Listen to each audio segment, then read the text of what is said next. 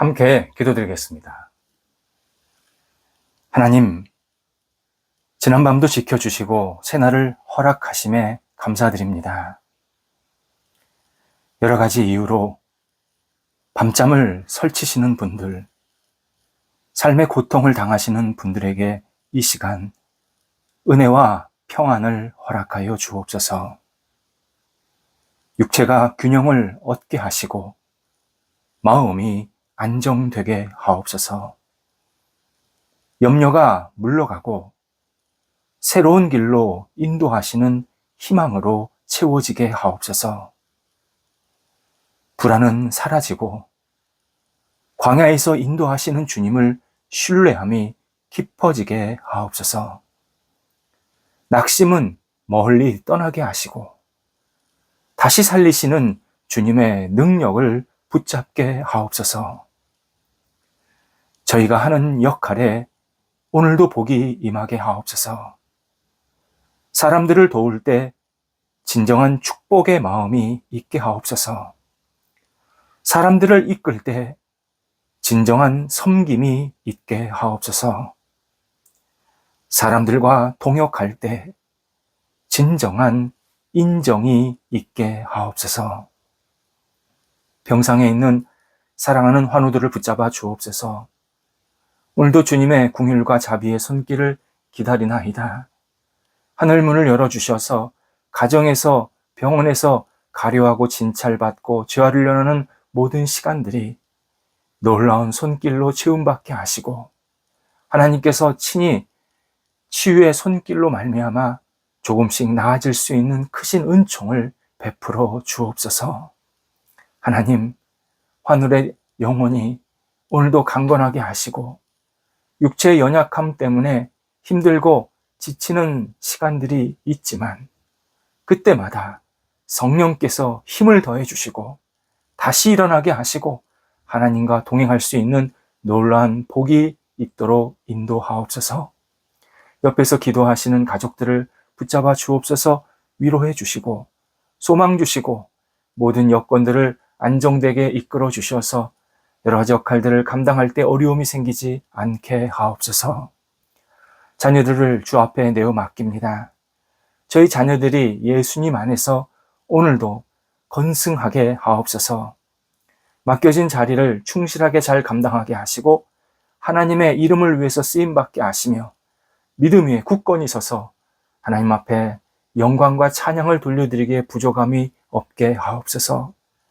말씀이 깊어지게 하시고 기도의 영이 있게 하시며 하나님을 의지하는 이 신뢰가 날마다 더욱더 커질 수 있도록 역사하여 주옵소서.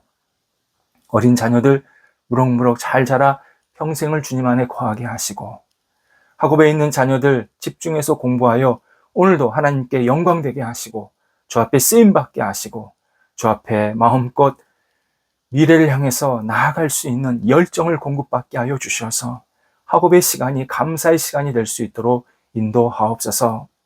국가고시, 수능, 또 개인적으로 준비하는 여러 가지 시험들 하나하나 차분하게 잘 감당하게 하시고 좋은 결과가 맺힐 수 있도록 성령께서 오늘도 힘을 더해 주옵소서.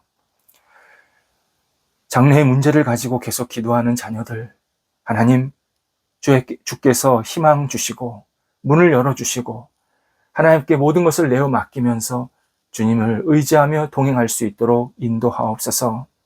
어떤 형편에 있든지 마음속에 어두움이 생기지 않게 하시고 늘 밝은 역사가 우리 자녀들에게 있게 해주셔서 주 앞에 모든 것을 내어 맡기며 기도하며 담대하게 나아갈 수 있는 하나님의 사람으로 굳건히 세워지도록 인도하여 주옵소서.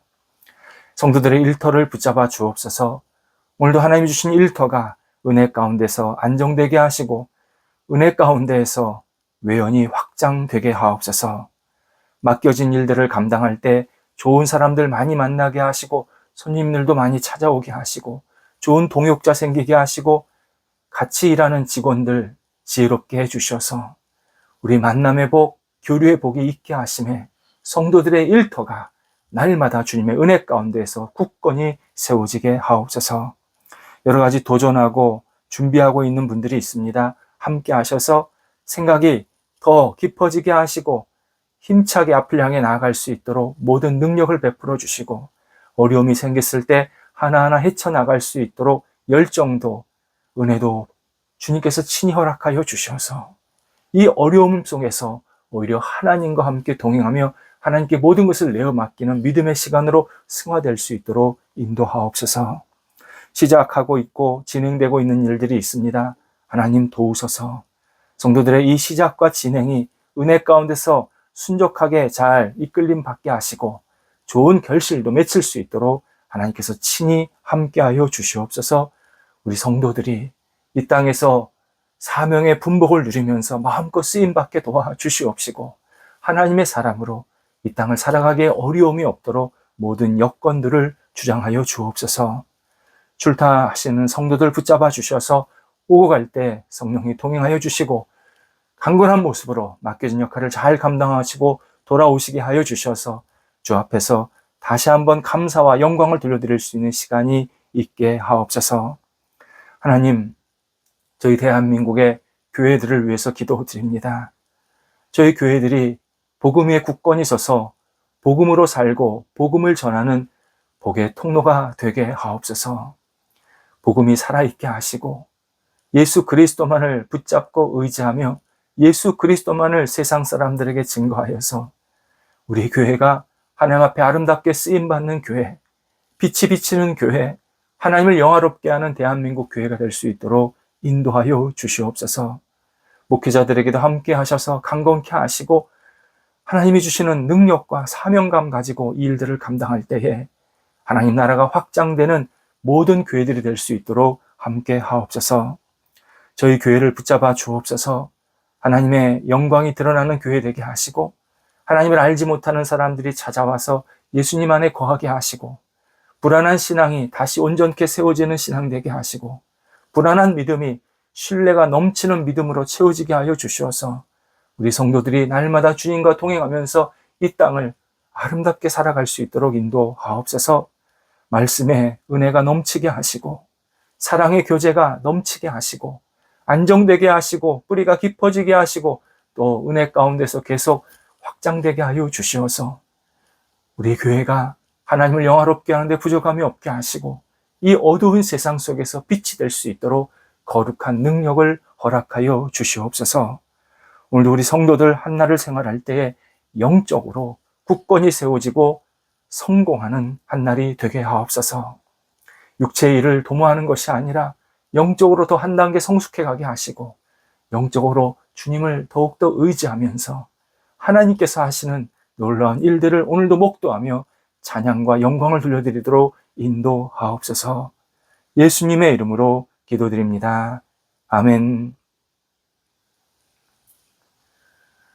오늘 우리에게 주시는 하나님의 말씀은 구약성경 출애굽기 9장 17절에서 21절까지의 말씀입니다. 출애굽기 9장 17절에서 21절입니다.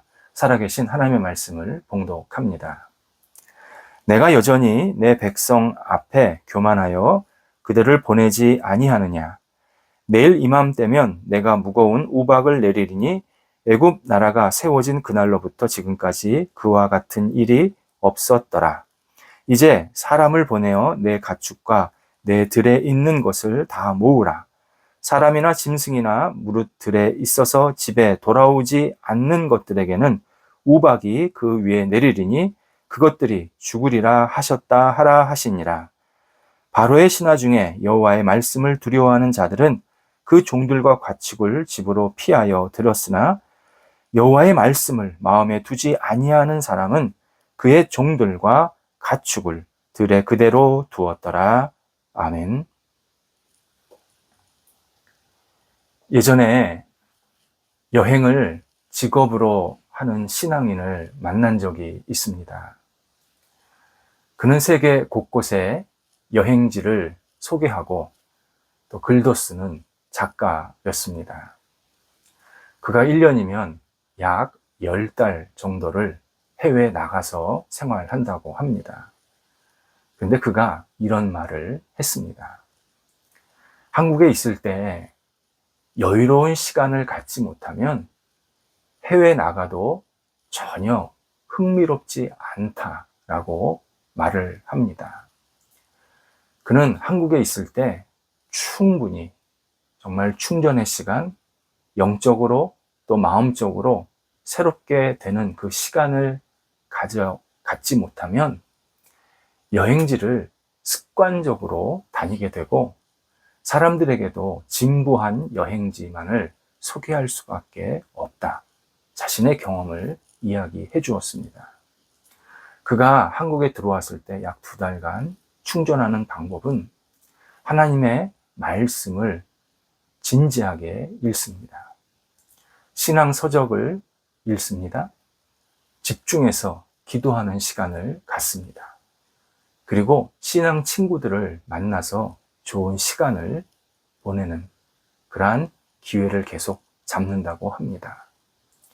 한국에서 흔히 말하는 이 즐기는 문화, 이 세속적인 문화와는 완전히 단절하고 오롯이 자기와 하나님과의 관계성 속에서 이 2달간을 충분히 마음속에 여유도 갖게 하고 또 새롭게 열정도 채우는 그러한 시간을 갖는다고 합니다. 이렇게 한국에서 여유 있게 충만한 그런 충족하는 시간을 갖게 되면 다시 해외에 나가면 작년보다 또 알차게 시간을 보낼 수 있게 되었다. 그런 경험도 말하게 되었습니다. 확실히 영적으로 여유를 갖는 것은 창의성이 생기게 하고 선량한 결과 또 풍요로운 결과를 맺게 하는 것이 분명합니다.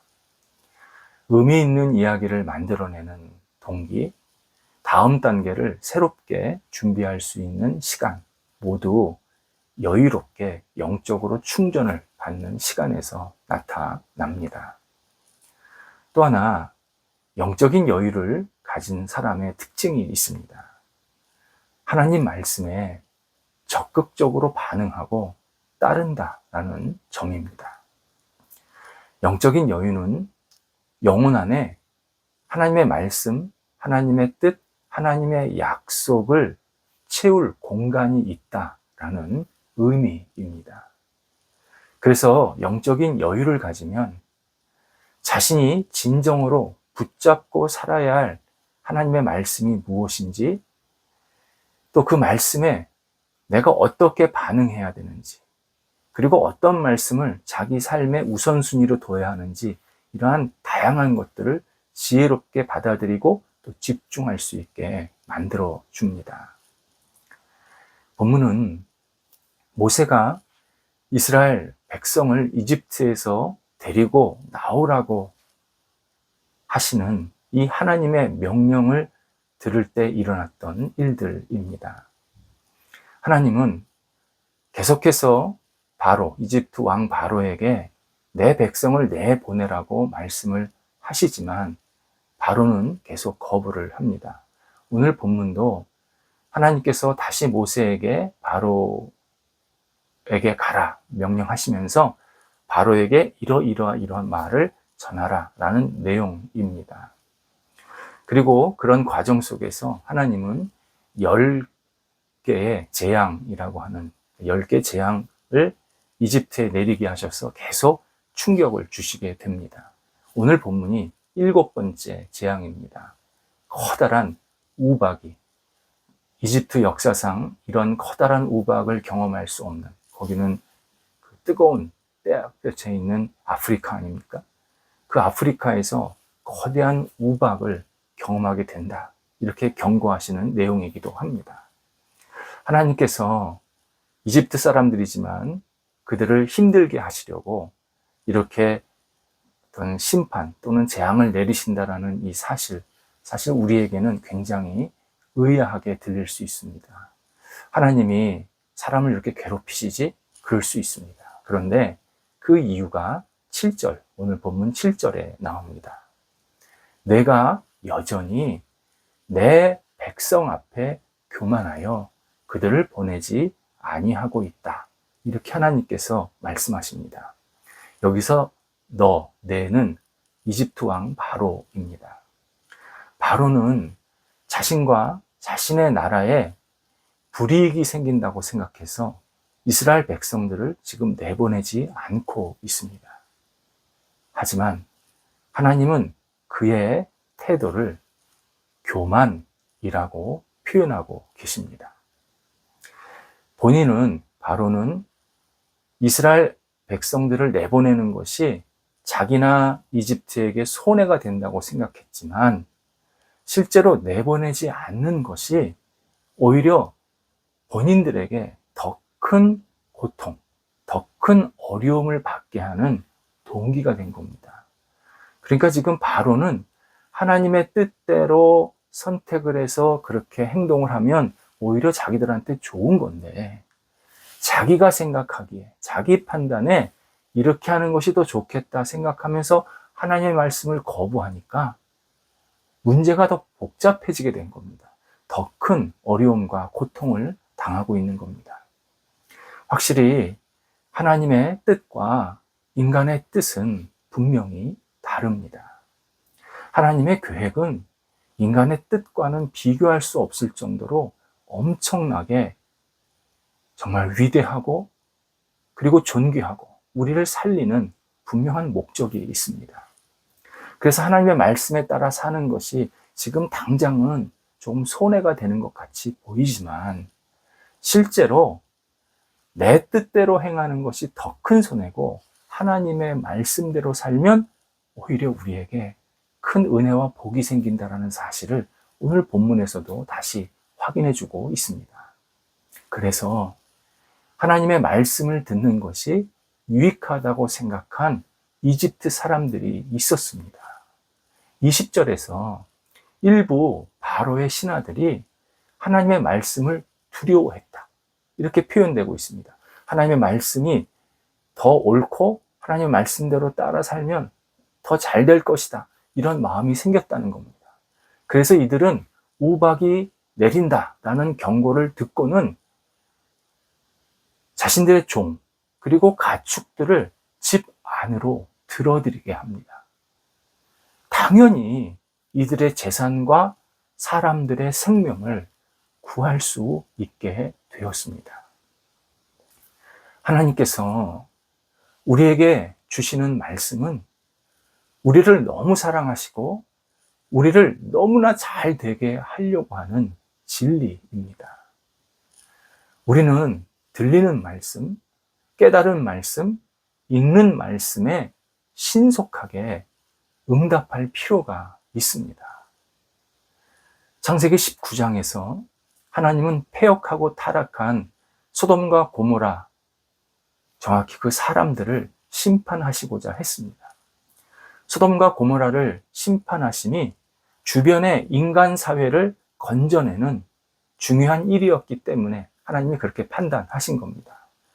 이에 하나님은 먼저 롯에게 내가 소돔과 고모라를 심판할 것이다 계획을 말씀해 주십니다. 롯이 하나님의 뜻을 잘 받아들인다는 그런 의미였습니다. 이때 롯은 하나님 말씀을 순종하면서 사위들에게 너희는 일어나 이곳에서 떠나라. 이곳 소돔과 고모라에서 떠나라. 재촉했다라는 표현이 나옵니다. 하나님의 말씀에 신속하게 순종해야 된다라는 요청을 식구들에게 한 겁니다. 창세기 45장에서 요셉은 주변 나라의 기근이 계속 심해지는 겁니다. 요셉은 하나님의 거대한 계획과 뜻을 알아차렸습니다. 그래서 먹을 것을 구하러 자신을 찾아온 형들에게 어떤 보복이 아니라 빨리 집에 돌아가서 부모님, 아버지, 그리고 그 식솔들, 나머지 식구들을 모시고 이집트로 다시 오라고 재촉합니다. 하나님의 말씀을, 하나님의 계획을 잘 알고 그것에 요셉이 먼저 순종을 한 겁니다. 신앙인이 하나님의 말씀에 게으르게 반응할 때가 있습니다. 우유부단해서. 뭐 꼭 내가 하나님의 말씀, 하나님의 뜻대로 살아야 할 이유가 있어? 신뢰가 부족해서, 또 내가 자신이 해결하는 방식이 더 옳다라고 판단이 들어서, 다양한 이유가 있습니다. 하지만 그 결과 참담합니다. 우리의 영혼과 삶의 생명력은 없어지고 불량한 결과만 얻게 됩니다. 이게 성경에서 계속 우리에게 알려주시는 아주 핵심 내용 가운데 하나입니다. 게으름, 성경 언어로 아케디아라고 표현합니다. 케디아, 뜻이 관심을 두다 라는 의미입니다. 반대 뜻이 되는 겁니다. 아케디아는 관심이 없다입니다. 결국 게으름의 본질은 관심이 없는 것, 결국 사랑이 없다라는 뜻입니다. 게으름은 생명에 대한 무관심, 영적인 무관심, 하나님 말씀에 대한 무관심, 사명에 대한 무관심, 이게 게으름의 실체입니다. 이런 무관심은 우리를 살리시려고 계속 우리에게 말씀하시는 하나님, 그리고 하나님의 말씀에 반응하지 않습니다. 계속 거부하고 미룹니다. 그 결과 영적으로 무뎌져서 우리 삶에 끊임없는 잘못된 모습들, 탐욕, 시기, 미움, 끊임없는 잘못된 모습들이 계속 나타나서 우리의 삶을 어둡게 만듭니다. 성경 언어에 비추어 볼 때 게으름의 반대는 사랑입니다. 우리가 하나님께 헌신하고 하나님을 사랑하고 하나님 말씀을 소중히 여기고 사랑하면 게으름은 물러갑니다. 당연히 사람들도 사랑할 줄 알게 되고 사람들도 세우고 그리고 소중히 여기고 살리는 태도로 살게 되어서 사람들 볼 때도 저 사람은 굉장히 성숙하다, 정말 멋지게 살고 있다, 당연히 칭찬을 받게 됩니다. 하나님의 말씀에 신속하게 따를수록 우리 삶은 복됩니다. 하나님께서 우리에게 어떤 말씀을 주실 때는, 깨닫게 하셨을 때는 순종하라고 지금 분명하게 우리에게 말씀하시고 있는 겁니다. 그 말씀을 통해서 우리 생명이, 우리의 삶이 더 온전케 하시기 위해서, 더 복되게 하시기 위해서 우리에게 또 기회를 주시는 겁니다. 하나님 말씀에는 신속하게 응답하는 것이 옳습니다. 기도하겠습니다. 하나님, 오늘도 저희들에게 주시는 하나님의 말씀을 다시 깊이 받아들이며 신속하게 응답하고 따르는 저희들이 되기를 간절히 원합니다. 말씀을 들었을 때, 깨우쳤을 때, 읽었을 때 미루지 않게 하시고 이 말씀 속에서 하나님의 뜻을 붙잡고 매일매일 말씀 안에 거하며 말씀에 따라 살아가는 하나님의 사람들이 될 수 있도록 인도하옵소서. 오늘도 주의 말씀이 우리의 영혼을 밝게 빛나게 하옵소서. 예수님의 이름으로 기도드립니다. 아멘.